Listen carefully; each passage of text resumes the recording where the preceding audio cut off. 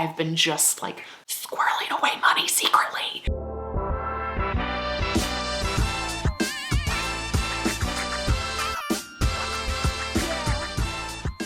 Hi everyone, my name is Tori. I am a multimillionaire, a financial expert, a New York Times bestselling author, and we are diving into Reddit today to contemplate financial questions around, am I the asshole or am I not? Reddit is a fucking hellscape, but this is, I think, the only part of Reddit that's actually fun. And today we're gonna take some that either are related to feminism or money or something in between. So let's take our first, am I the asshole? And me as a finance expert will tell you distinctly, unapologetically, if you are. Am I the asshole for pressuring my partner into lending me money?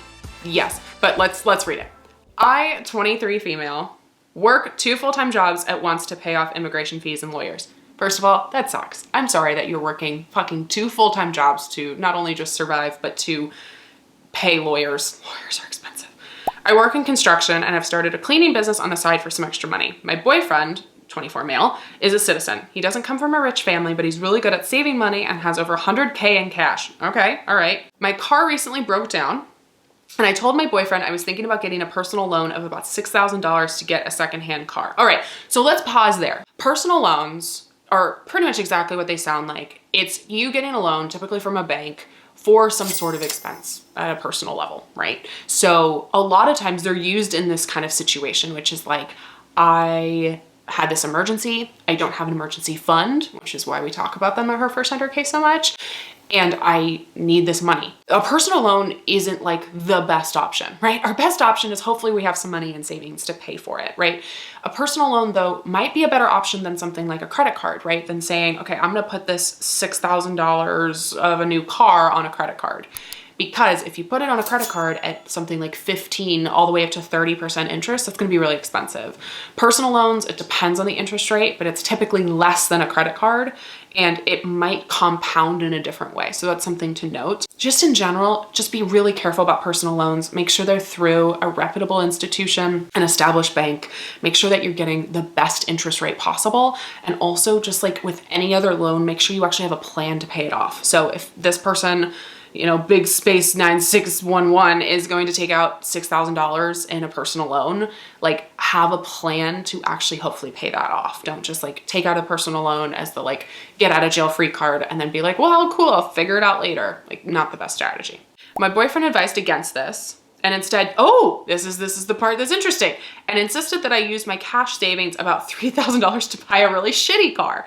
The problem is I need a car big enough to carry equipment for my jobs, and I don't want to spend money on a car that has lots of issues when I have to spend more money to fix it.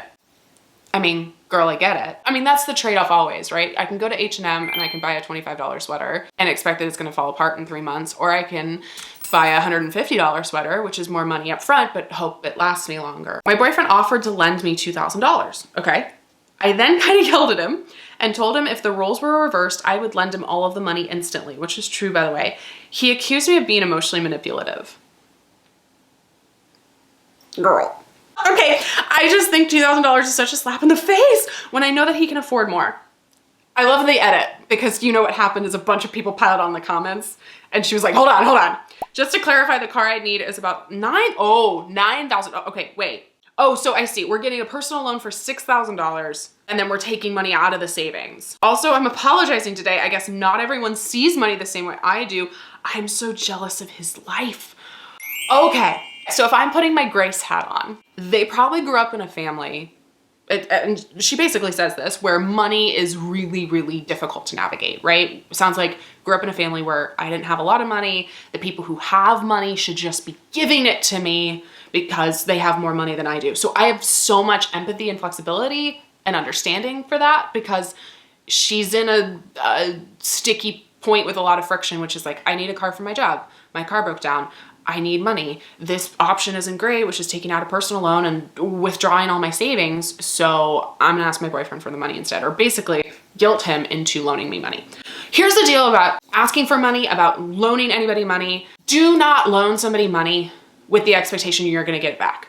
Ever, ever, ever, ever. If you loan money to somebody, it is a gift. We've seen enough episodes of Judge Judy to know that like a loan is not a loan for most people. A loan is a gift.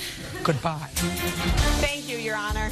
If you do want to make this a loan, you need something in writing. I would just say anytime you're exchanging money between people who are close, partners, friends, relatives, it gets really emotionally sticky really fast, which is why I do not recommend lending money to anybody. He actually offers to lend you money. That's the other thing. Like, he offered to lend her $2,000 and then you're mad at him for basically being like, well, if the roles were reversed, I would just give you all of my money. Girl, you shouldn't give him all of your money if the roles were reversed. This is just relationship advice in general. Like, if you have expectations for your partner that you have not vocalized and then they don't meet them and then you get mad, like, that's an asshole move. Like, sorry, it is. So my official report is like, your situation sucks.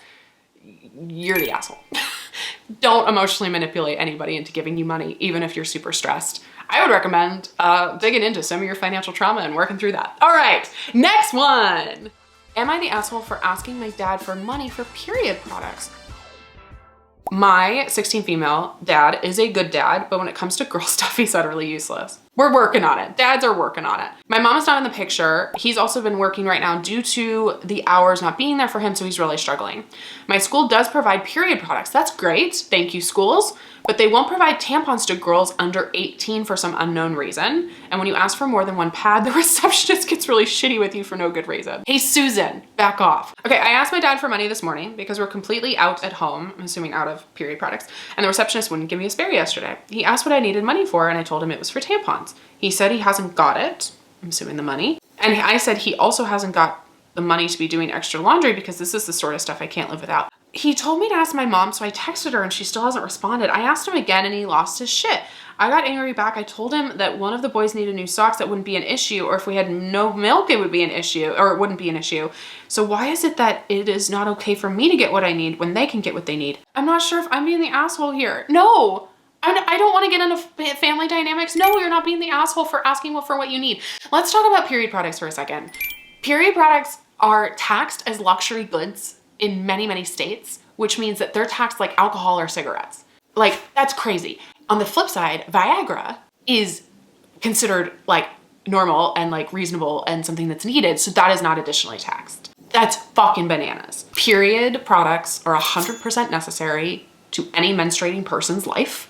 It is not a luxury. It is not a benefit to have them around. It is a necessity. Clearly, they're financially struggling. Everybody's really at an emotional high right now trying to figure out how to live. She's trying to get her period products what she needs. The issue with tampons and other period products is that they are pretty expensive. They should be free. They should be free. Period. And also, Susan, the receptionist, if she needs more than one pad, fucking give her more than one pad. Am I the asshole for taking money from my husband's saving account?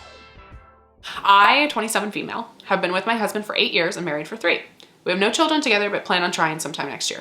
The thing is, we don't have joint bank accounts, okay? We decided we would have our own. That way we could keep track of whose money is whose, and we could avoid financial issues, even though he has no problem providing. Oh, first of all, one of my hard and fast rules, normally I'm like, personal finance is personal. If you read my book, you know that's what I say all the time. It's like, personal finance is personal.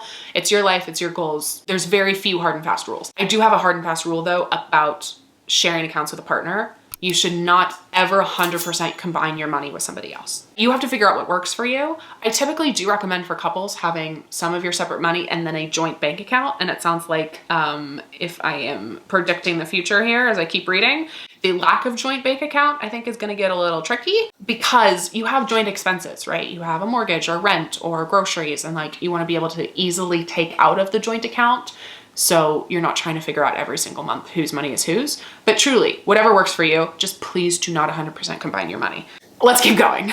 I had a small get together planned with an aunt of mine that I haven't seen in 2 years. Initially, I was going to pay my fare. However, I lost my debit card the night before, sucks, which caused me to report it lost, so I can no longer use it at this point and was waiting on a new card. This is why we love credit cards, other video to come on why credit cards are better than debit cards. My husband wasn't going to be able to give me a ride to the dinner since he was working, okay? So I took a picture of his card and saved it on my Uber app, and I took money to pay for my fare there and back and my portion of the dinner. My fare was only $32 there and $46 back, and my meal was only $42. My husband noticed the charges, and when I got home, he told me he was disappointed and hurt that I would do this. He said he was trying to save and it's not about the money, but it's about the principle. He told me I was a thief and said this says a lot about my character for not asking.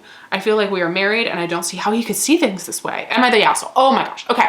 So if you are going to separate your money, if you're going to have separate accounts, you can't then do the, well, we're married and what's mine is yours and what's his is mine, because that's just unfair. I will say, if this was me and my partner, and for some reason my credit cards weren't working and I had to use his credit card, the first thing I'm doing before I swipe his credit card or swipe his debit card, even if it's metaphorically in an Uber, is I'm texting him, hi, I lost my card and I need some money. Can I use yours? Are you okay with that? And anybody who's reasonable is gonna be like, yeah, no problem. But I'm not just gonna do it and not say anything. And I think this is the issue here. I wouldn't go so far to call her a thief, but if I'm her partner and I just see these charges show up out of nowhere, especially if we have completely separate finances and that has not been communicated to me about why that's happened, yeah, I'm a little suspicious. It's a little sus. So I think, are you the asshole for, like, you know, hypothetically your card gets lost and you're using your husband's card? No.